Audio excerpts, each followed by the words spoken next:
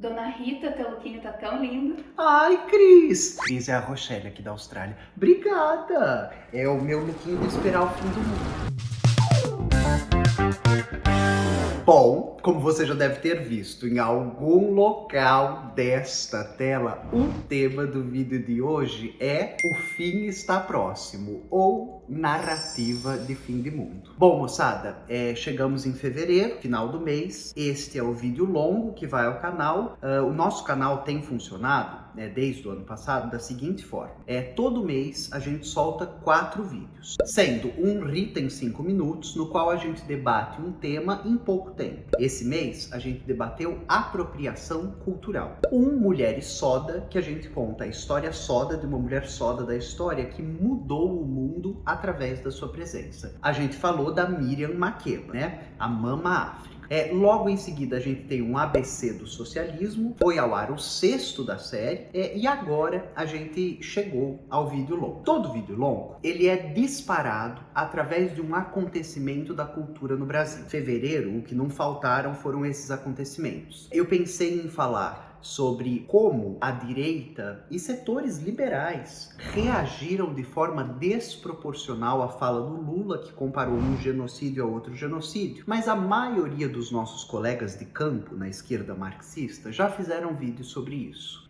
Pensei também em falar sobre o que está acontecendo em alguns países da África e como a gente não olha para isso, mas a gente aqui no Tempero já fez um vídeo chamado O Poder da Ideologia, sobre como algumas vidas importam para o discurso público e algumas outras não. Então hoje eu vou falar sobre uma outra coisa. Esse talvez seja o vídeo longo mais difícil recente que eu fiz. Eu vou pedir que vocês me acompanhem, vou avisar agora, mas ao longo do vídeo eu vou reavisar várias vezes, que a gente vai ter um alerta de gatilho. O vídeo de hoje é sobre a emergência climática, ou, nas palavras do Antônio Guterres, secretário-geral da ONU, a era da ebulição planetária. O vídeo de hoje, ele é disparado por causa daquele evento que tivemos no Carnaval. Provavelmente você sabe, se você não souber, eu vou resumir em um tweet. No Carnaval de Salvador, um dos maiores e mais importantes do Brasil, Carnaval de rua, a gente teve um choque dentro de trio elétrico. Esse choque foi discursivo. De um lado, a fanática religiosa Baby do Brasil que disse no meio da festa de carnaval que nós já entramos em apocalipse e que tínhamos, como humanidade, coisa de 5 anos pela frente. Todos atentos, porque nós entramos em apocalipse. O arrebatamento tem tudo para acontecer entre 5 e 10 anos. Procure o Senhor enquanto é possível achar. Do outro lado, Ivete Sangalo, que declara ali no Carnaval que não importa, porque a gente iria macetar o apocalipse. Eu não vou deixar acontecer, porque não tem apocalipse certo quando a gente maceta acaba o apocalipse. O que eu vou tentar aqui hoje é debater com vocês a narrativa de fim de mundo e o que está em jogo quando essas duas reações, que são as majoritárias, socialmente falando. O que acontece quando essas duas narrativas são só o que temos? De um lado, o apocalipse religioso e de outro lado, uma espécie de negacionismo climático ou de fé cega. Bom, os dois lados são uma fé cega. A fé cega no fim ou a fé cega de que há uma alternativa de fim. Lá pro fim do vídeo, eu vou tentar chegar na Dana Haraway, né, uma das mais importantes filósofas e cientistas da atualidade, que no último livro dela, publicado no Brasil, Ficar com o Problema, vai nos convidar a uma mesma coisa que o Vladimir Safatli, um dos maiores intérpretes do Brasil vivo, está nos dizendo. A nossa gramática para dar resposta aos problemas da atualidade ruiu. E à medida que essa gramática rui, a nossa capacidade de interpretar e propor alternativa também rui. Tanto Vladimir Safatli quanto a Dana Haraway estão nos dizendo: agora é hora de abraçar o problema e abraçar a nossa incapacidade imaginativa de oferecer solução a esse problema. Moçada, então talvez o primeiro gatilho. É importante que a gente saiba o seguinte, se ano passado marca o ano mais quente da história, a gente teve na China, em uma região específica da China, recorde de temperatura negativa, menos 53 graus, e na mesma região, 53 graus positivos, né? Então, é um clima contra a vida humana. A gente está dizendo adeus ao maior iceberg do planeta, e o derretimento desse iceberg coloca em risco as correntes marítimas do Atlântico. A gente começa o ano com um recorde de temperatura e com um recorde de temperatura na superfície dos oceanos. A gente tem estudos apontando o ponto de colapso da floresta amazônica, e é importante você saber, se a floresta amazônica colapsar, adeus humanidade. A gente teve a notícia de uma seca histórica em 125 anos do Rio Negro, né, também no norte do país. À medida que a gente se depara com o esfacelamento da realidade, o que sobra para a gente de recurso político de luta? Para isso, eu vou usar o seu Paulo Arantes, o Bravo. Não é minha interpretação, é mais ou menos um consenso da intelectualidade no Brasil. Paulo Arantes é o maior intérprete do país que temos vivo hoje no Brasil. E para isso, eu vou usar algumas aulas do Paulo Arantes, elas vão estar todas na descrição do vídeo. Um artigo recente dele para Boitempo chamado Eleições do Fim do Mundo, e uma aula que ele ofereceu num ciclo de conferências para os alunos da UFOP, a Federal de Ouro Preto, em que ele foi precedido pelo Ailton Krenak, falando sobre o sofrimento dos povos indígenas e estratégias em outras cosmovisões, outros modos de vida, para atrasar o eminente colapso climático, né? Isso que a gente tem chamado de fim do mundo. O José Miguel Wisnik também participa dessa conferência com uma aula sobre como a Big Mining, né, a mega mineração, a Rochelle vai pôr fotos na tela enquanto eu estou falando, do que é mega mineração. É esse cenário de apocalipse, de parecer que teve uma guerra nuclear, de parecer que caiu um meteoro. No Brasil, a gente está moendo montanha para exportar minério.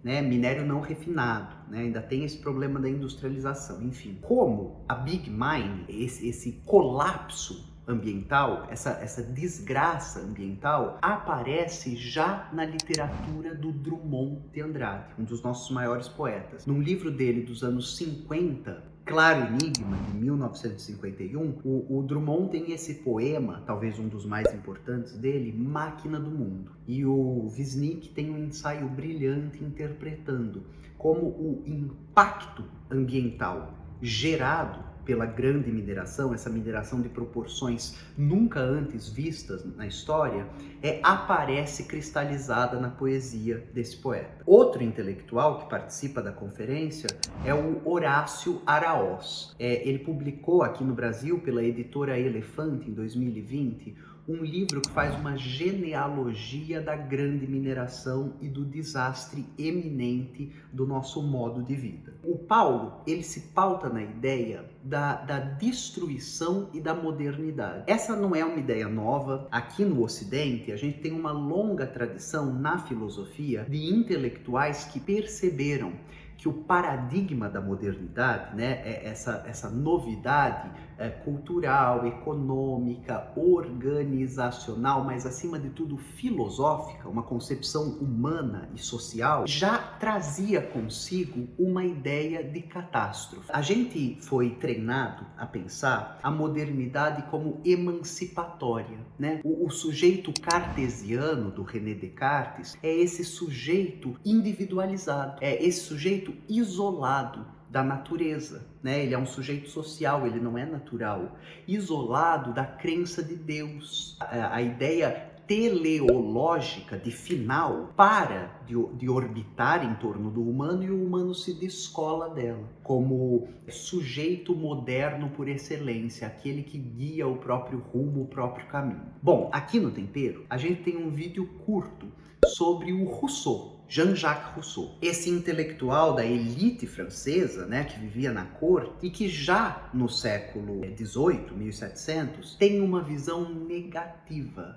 da modernidade. Bom, a gente pode ir para o William Blake, né, outro intelectual e escritor na Inglaterra, que está vendo com maus olhos o avanço capitalista como destruição dos modos de vida tradicionais da Inglaterra, como destruição de Manchester, como poluição dos rios, como destruição das florestas. Mas nossos contemporâneos, modernos, essa ideia de modernidade e destruição aparece talvez primeiro no Walter Benjamin. Então, quando o Walter Benjamin, que é esse intelectual da escola de Frankfurt, um grande filósofo, vai fazer a análise da cultura do seu tempo, voltando para o século XIX, ele vai analisar o Baudelaire, o expressionismo alemão, terminar a sua análise na ascensão nazifascista da Europa. Para vocês saberem, o Walter Benjamin ele se suicida quando, ao tentar fugir dos nazistas, a cidadezinha para onde ele está, já na fronteira do sucesso da fuga, é sitiada pelos nazistas. A crítica benjaminiana é uma que já conseguia ver essa ideia de modernidade emancipatória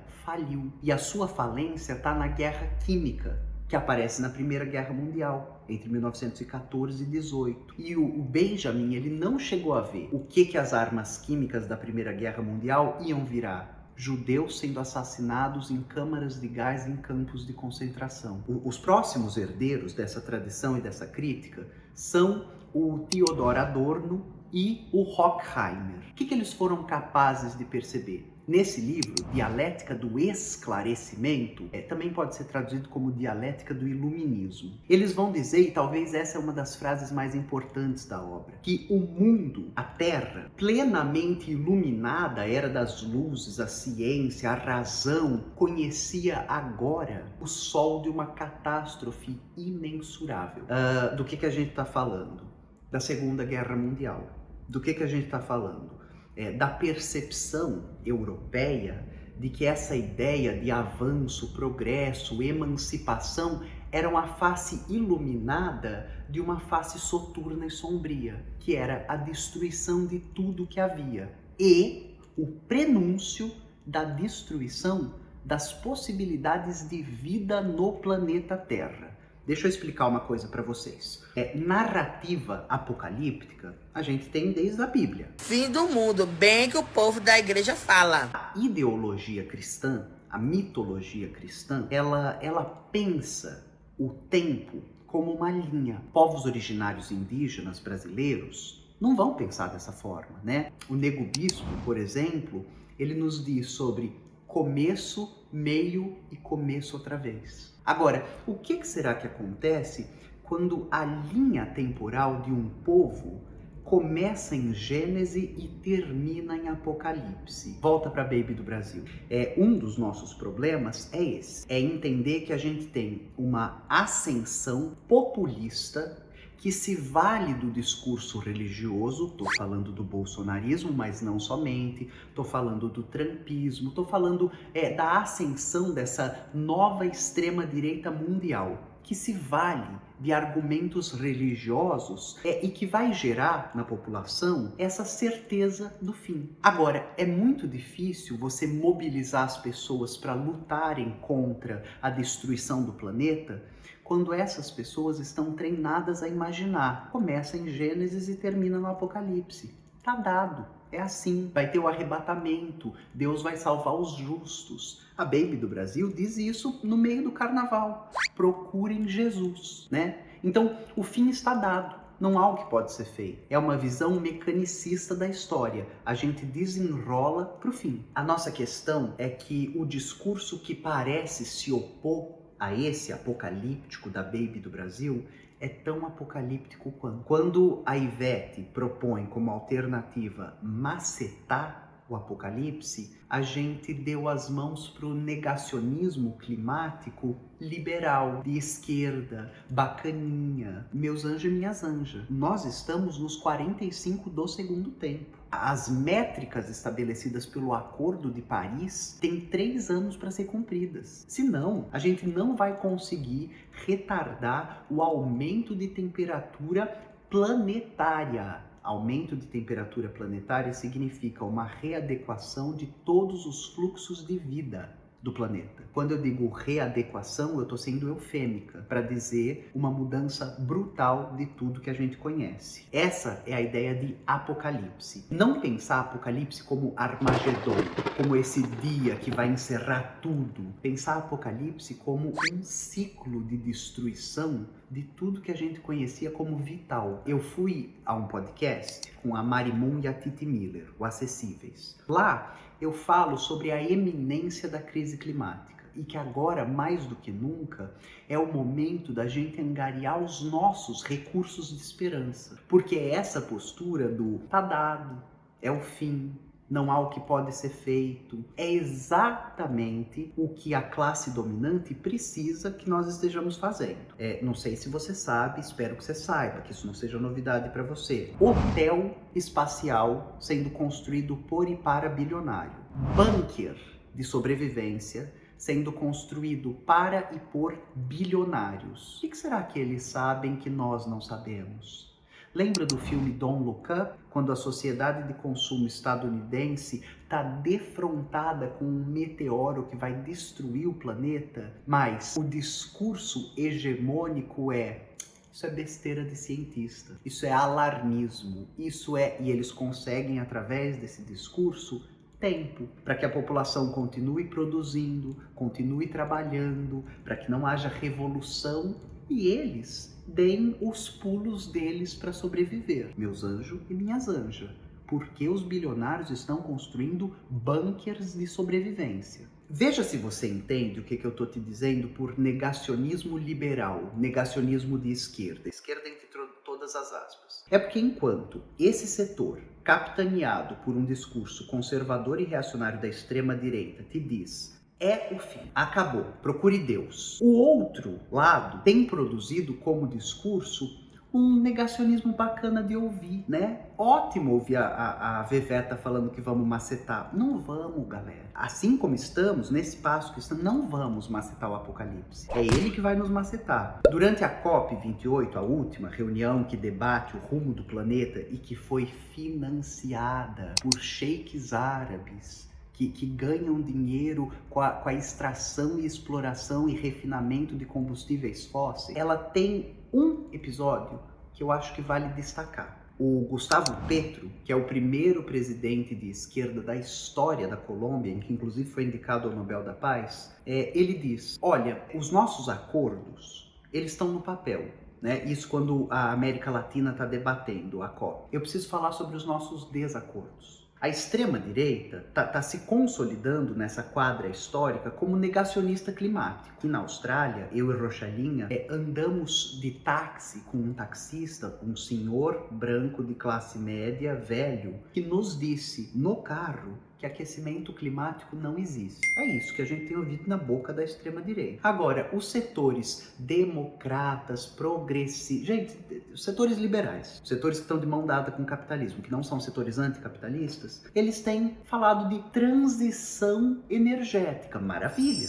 A gente precisa fazer essa transição. Só que no passo que ela está sendo feita, ela é só para inglês ver. No dia seguinte, a finalização da COP28, o Brasil leiloou mais de 602 áreas de exploração de combustíveis fósseis. Delas, 21 nas bacias do Rio Amazonas, sendo que 12 têm impacto imprescindível em região de conservação climática, em área de conservação e em terras de povos indígenas. Então, você entende por que o presidente da Colômbia está dizendo negacionismo de esquerda? É porque é impossível que depois da COP28, o Brasil, que é um dos países do planeta que tem maior potencial de produção de energia limpa renovável, leiloe mais de 600 áreas para exploração de combustível fóssil, meus anjos. E aí eu tô chegando nesse ponto que eu acho que é o derradeiro de tratar nesse vídeo. Lembra daquele texto, Eleições do Fim do Mundo, do Paulo Arantes? Eu vou deixar também uma aula dele sobre o mesmo tema, vocês assistem. O Paulo, ele faz um diagnóstico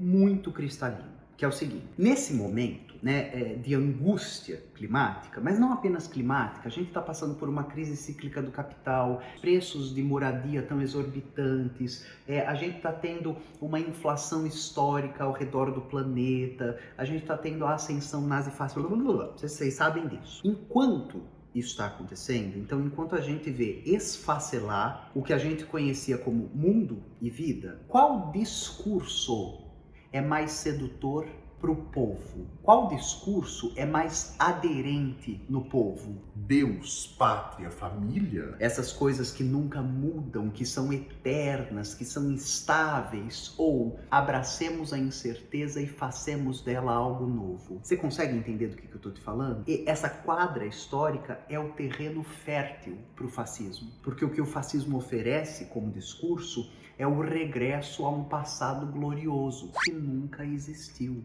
E ele é apenas discursivo. Qual alternativa climática o Bolsonaro ofereceu? Qual alternativa energética o Bolsonaro ofereceu? Qual alternativa econômica? Nenhuma. O que foi oferecido, pelo contrário, era o discurso do é isso, se vira. O mais forte sobreviverá. Lembra do discurso da pandemia? O físico de atleta, o histórico de atleta. Alguns vão morrer. Essa é a visão da extrema-direita. Agora, em oposição a isso, qual é o discurso que a gente precisa produzir? Primeiro, a gente não pode compactuar, e aqui entra a Dana Haraway, a gente não pode compactuar a ideia de que o fim está dado. Sobre isso, tem uma matéria da BBC que foi feita com uma pesquisadora de Oxford, a Hannah Ritchie, né, uma cientista de dados, que vai se pautar numa pesquisa global com a juventude. Então, foram ouvidas a geração mais jovem do planeta, né, apta a responder uma pesquisa, e metade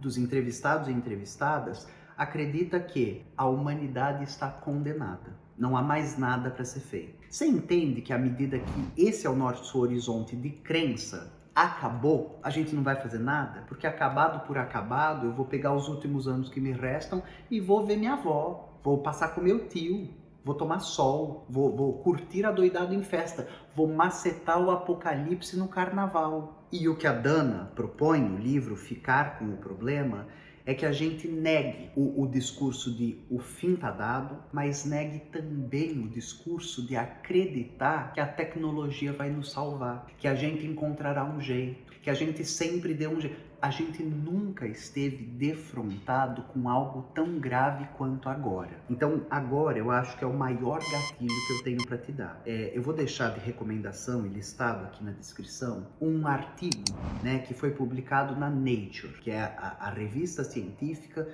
com maior credibilidade do Ocidente. Esse artigo chamado Deforestation, ou seja, acabar com as florestas, deflorestamento e o crescimento sustentável da população mundial, um estudo quantitativo, esse é o nome do artigo traduzido, do Bolonha e do Aquino.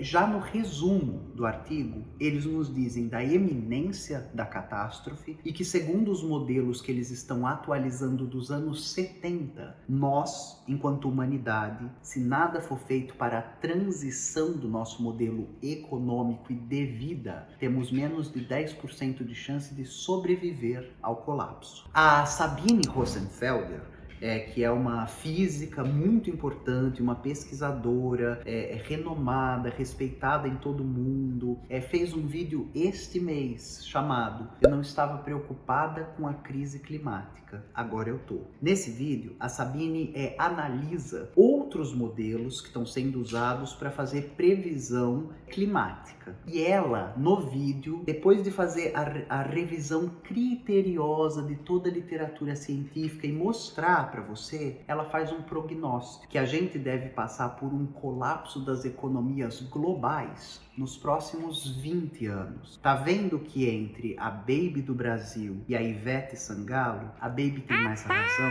Tá vendo que agora não é a hora de um discurso reconfortante, mas da gente se engajar com todas as nossas energias para mudar as coisas? Para além disso que eu estou dizendo, eu vou deixar listado uma série de pesquisadores climáticos que estão fazendo divulgação científica aqui nas redes. Por exemplo, a Ana Sanches, que é doutoranda pela USP, pesquisa racismo ambiental. A Karina Bruno Lima, que é doutoranda em climatologia, tem feito um trabalho importante nas redes. Eu conheci ela agora quando estava preparando esse material sobre a gente não dar as mãos para o discurso conformista do fim do mundo, porque ele é o fim do mundo. Se você me conhece há mais tempo, você acompanha o canal, você sabe que eu sou uma educadora freiriana. É que o Paulo Freire, uma grande parte da sua revolução pedagógica é desmontar qualquer visão mecanicista de história. O futuro está dado.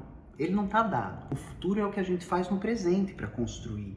O problema é, a gente vai precisar de todas as nossas energias agora, no presente, para que possa haver futuro. Vou deixar um podcast em que a doutora Fernanda Feil, que é professora da UF, participa do Café da Manhã da Folha, no qual ela vai falar sobre o poder do dinheiro e a emergência climática. Como essas duas coisas estão em desalinho.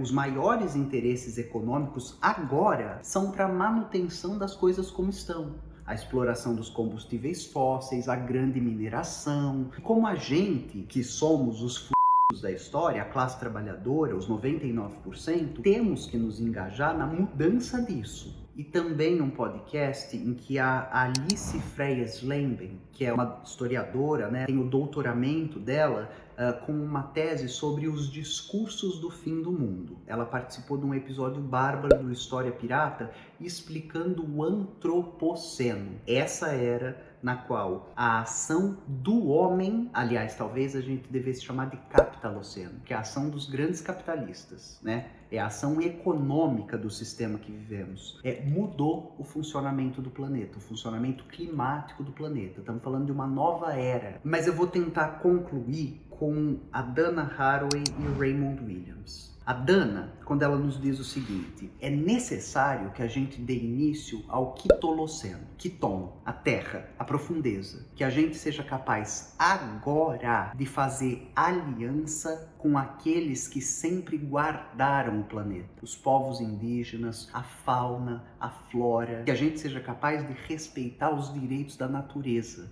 né? Que a gente seja capaz de entender que esse sujeito descolado do todo, esse sujeito cartesiano, é o sujeito do apocalipse. Que a gente seja capaz de superar a modernidade. Caso contrário, a barbárie já se desenhou no horizonte. E o Raymond Williams, por quê? Na eminência de uma guerra nuclear, nos anos 70, o seu Raimundinho, ele escreve uma série de 3 artigos, no qual aquela famosa frase dele aparece, que nesse momento da eminência da desgraça, o nosso trabalho como pessoas de esquerda, como pessoas desejosas de mudança, é fazer com que a esperança seja mais possível do que o desespero seja convincente. A gente não pode se convencer do fim. Alertados por todos os cientistas e rejeitando o negacionismo climático, a gente tem que se alarmar para produzir engajamento em outro sentido. Eu acho que esse vídeo é isso. Eu estou deixando todos os materiais na descrição para que você possa se inteirar, se informar, para que você possa se desesperar, mas que para mais do que desesperado, você consiga ficar esperançoso e esperançosa. A hora da nossa luta é agora. A gente está perdendo qualquer tempo futuro de lutar. É isso, a gente se vê semana que vem. Só para vocês saberem, a próxima série de vídeos vai ser focada também nesse assunto, no Mulheres nos 5 minutos, no ABC do socialismo, e o meu trabalho é esse, né? É pesquisar, compilar, explicar, dar aula, para que com mais recursos a gente consiga travar melhores batalhas. A gente se vê.